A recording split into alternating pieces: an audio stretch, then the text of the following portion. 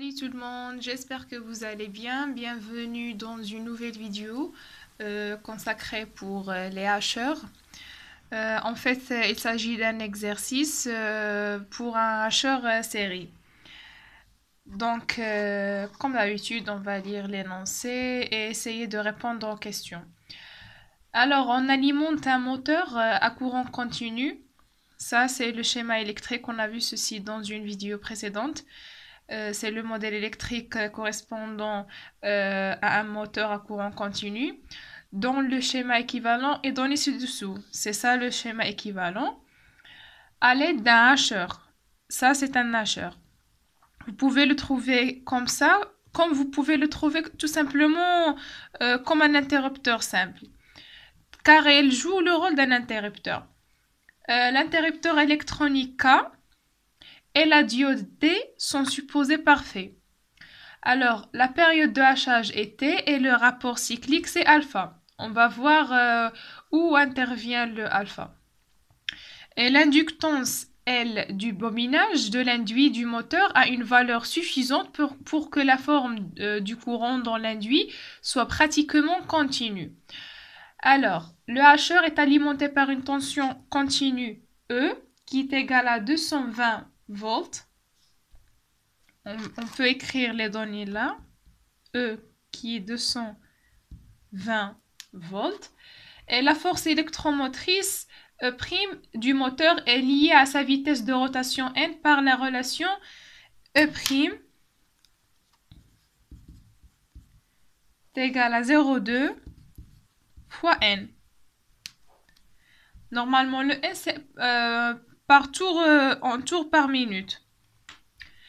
Donc, l'induit a pour résistance R qui est égale à 2 ohms. R qui est égal à 2 ohms.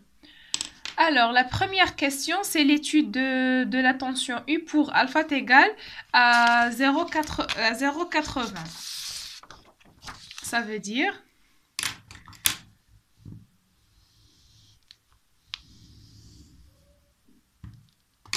l'étude, c'est pour alpha 0,8.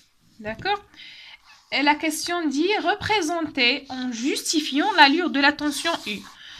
Normalement, U, c'est la tension en borne de la charge. Donc, selon les cas de l'état de notre interrupteur, notre hacheur, on aura des valeurs différentes pour le U. Il donne qu'on prendra comme instant origine celui où l'interrupteur K se ferme. Ça veut dire à T est égal à 0, le K se ferme. K, c'est notre hacheur. Le hacheur se ferme jusqu'à alpha T. C'est là où, normalement, c'est le fonctionnement normal d'un hacheur. De 0, ça veut dire de T entre 0 et alpha T, ils ont donné que à T0, le K se ferme. Donc, de 0 à alpha T, je reformule là, de 0 à alpha T, on a le K, il est fermé. Puisqu'il est fermé, donc on aura comme si on a un fil ici, donc la diode sera bloquée. K fermé et débloqué. La diode.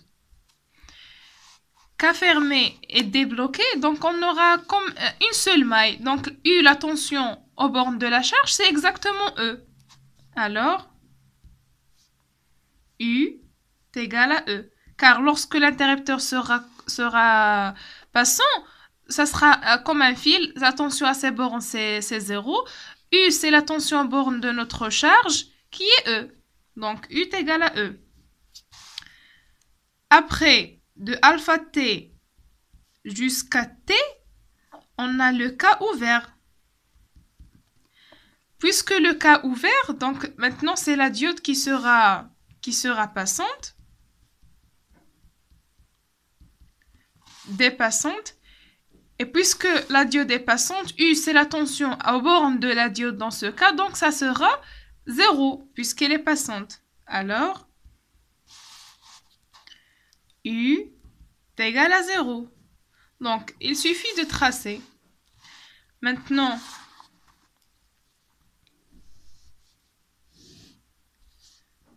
on peut choisir par exemple t de t. On a le alpha c'est 0,8. Donc, ça fera quelque chose 0,8t. On peut noter ça E. Maintenant, on est en train de tracer le U en fonction du temps. D'accord? Alors, on a dit de 0 à alpha t, U c'est E. Jusqu'à alpha t. Et de alpha t à t, c'est 0. Alors, notre allure est la suivante. Et la même chose se répète après chaque période. Donc, on aura ça. Voilà, etc. Donc, c'est l'allure de la tension en borne de la charge. La deuxième question, il demande aussi de déterminer l'expression littérale de la valeur moyenne U, de la tension U en fonction de E et du rapport cyclique. Alors, vous êtes habitué de calculer la valeur moyenne, c'est 1 sur T, l'intégrale de 0. Normalement, ici, de alpha T à T, c'est 0, donc je vais intégrer jusqu'à alpha T de U de T. Et le U de T dans notre intervalle, c'est E. Donc, tout simplement, on peut faire sortir le E sur T. Il nous reste D de T là. Il nous reste l'intégrale de D de T, c'est T entre 0 et alpha T. Ça fait alpha T. Donc, on a bien U, c'est alpha E. En simplifiant le T avec le T. C'est alpha E. Si on veut faire une application numérique, alors le alpha c'est 0,2 fois 200, normalement, non, pardon, c'est 0,8 fois le 220, ça donne U égale à 176 volts. Voilà. La question d'après demande, on est toujours dans le fonctionnement pour alpha égale à 0,8, pour alpha égale à 0,8, et le moteur fonctionne en charge. La valeur moyenne du courant d'induit, elle est fixe. On a dit parce que l'inductance a une valeur assez suffisante pour que la forme du courant dans l'induit soit pratiquement continue et constante. Donc, I est égal à 10 ampères. C'est donné. Le travail demandé, c'est de déterminer le E' et en déduire le N. Le E', c'est la valeur de la force électromotrice dans l'induit. Donc, c'est clair qu'on va raisonner par loi d'Émaille, une loi d'Émaille simple. Donc, le U, la tension U, c'est bien la tension UL plus la tension UR plus E'. Alors, une simple loi d'Émaille, le U, c'est UL plus UR plus E'. Passons à la valeur moyenne. Donc, la valeur moyenne de U est égale à la valeur moyenne de UL plus R, la valeur moyenne de I, parce que UR, c'est R fois I. L'intégrale, si on veut calculer la valeur moyenne, R, c'est constante. Et même I, c'est constant dans notre cas. Plus E'. On sait que pour une inductance assez grande, la valeur moyenne, c'est 0. Donc, il nous reste E', c'est la valeur moyenne de U, moins R fois la valeur moyenne de I. Alors, le U, on a déjà calculé, ça fait 176, moins R, c'est 2 ampères, fois notre I, c'est 10. Ce qui donne... E', c'est 156 volts. Pour déduire le N, c'est simple. On sait que E', on a une relation au début de l'exercice. E', c'est 0,2 fois N. Donc, c'est simple de déduire le N. E', c'est 0,2 fois N. Du coup, N, c'est E'. Sur 0,2, on remplace 156 sur 0,2 qui donne N égale à 780 tours par minute. Et voilà. La question suivante dit que le dispositif de commande du hacheur est tel que le rapport cyclique alpha, notre alpha, est proportionnel à une tension de commande, UC. Ça veut dire le alpha, elle est proportionnelle à la tension UC. Cette tension, c'est une tension de commande. Et on a comme donné que pour alpha est égal à 100%, on a équivalent à dire que UC est égal à 5 volts. Et on a dit qu'il y a une relation proportionnelle. Ça veut dire si le UC augmente, le alpha augmente. Si le UC diminue, le alpha diminue.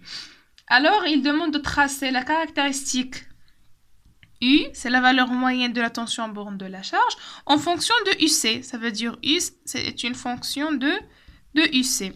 Alors, on sait que U, auparavant, on a démontré que le U, c'est alpha fois E. Donc, puisqu'on a une proportionnalité entre le alpha et UC, c'est bien évidemment, on aura une proportionnalité entre la valeur moyenne de U et UC. Donc, c'est simple. On va tracer le U en fonction de UC. D'accord? Donc, le UC, normalement, puisque c'est proportionnel, donc pour UC égal à 0, on aura alpha égal à 0 qui va donner le U égal à 0. Donc, déjà, on a le premier point. On a besoin seulement d'un deuxième point pour tracer une droite, puisqu'il s'agit d'une relation proportionnelle. Alors, que veut dire UC est égal à 5 volts pour alpha est égal à 100 pour alpha est égal à 100%. Donc, UC est égal à 5 volts, je vais par exemple choisir là, c'est 5 volts. Alpha est égal à 100%, ça revient à dire que alpha est égal à 1. Donc, U sera E. Et E, dans notre cas, c'est 220. Donc, je vais illustrer là 220.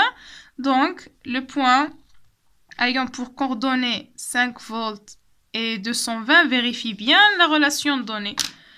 Donc, on a bien notre deuxième point et on peut tout simplement tracer l'allure de